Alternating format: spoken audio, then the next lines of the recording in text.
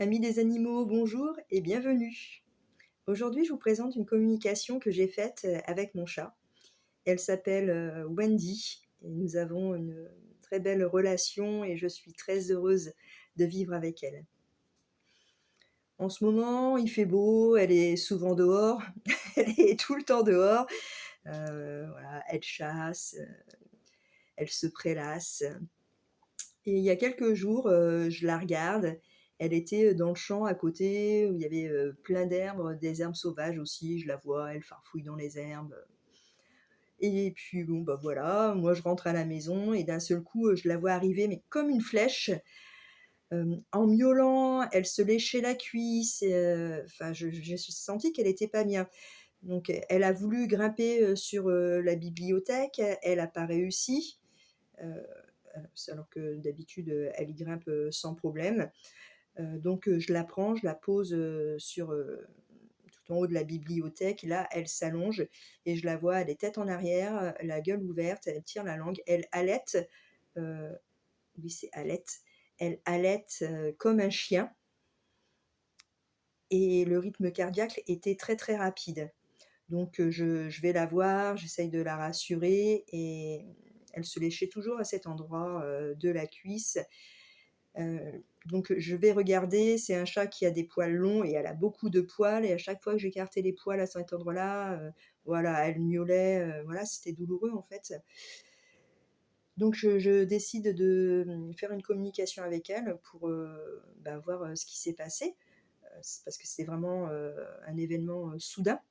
Donc je me connecte à elle et là, j'ai une image d'elle et il y a comme une explosion, voilà, qui part d'elle, de la lumière, très forte qui jaillit, beaucoup de feu et j'ai, l'information que, elle s'est fait mordre par un serpent.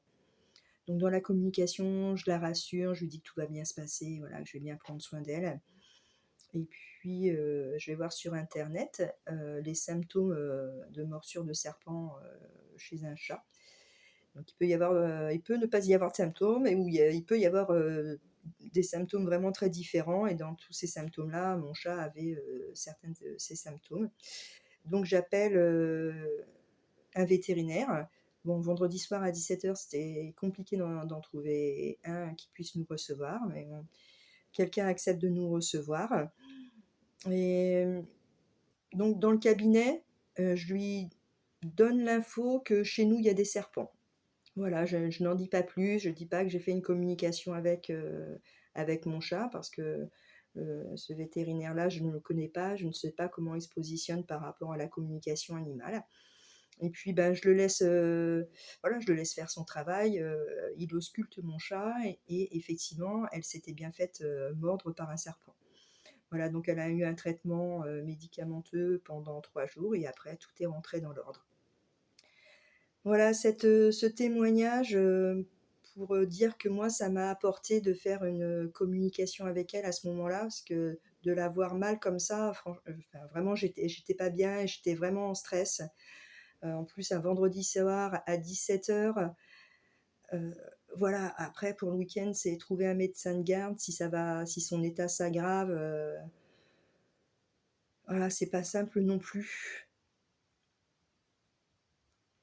Voilà, donc en fait, cette communication animale, oui, m'a permis, vraiment de prendre, une décision, parce que je me disais: «Bon, qu'est-ce que je fais?» J'attends un peu de voir si, son état évolue positivement ou voilà, je me trouvais un peu dans des questionnements, comme ça et effectivement un peu pressée par le timing aussi du fait qu'on était le week-end.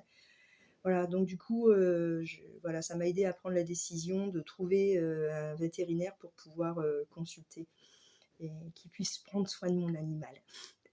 Voilà, donc merci aussi, aux vétérinaires qui acceptent, voilà, des consultations, en urgence au dernier moment, merci et merci à vous de votre écoute. Au revoir et à bientôt.